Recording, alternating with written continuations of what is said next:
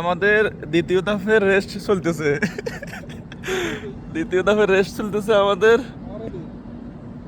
এই যে নোমান দ্বিতীয় দফের গাড়ির চার্জ হইতেছে।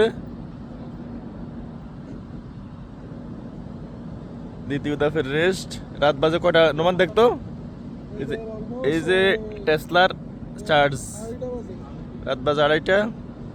ব্যাকআপ এটা আমাদের টেসলা গাড়ির চার্জ হচ্ছে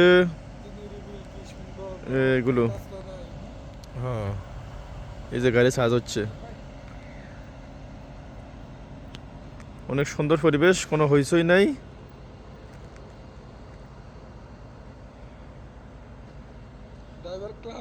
ড্রাইভার ক্লান্ত, লং ড্রাইভ চলতেছে,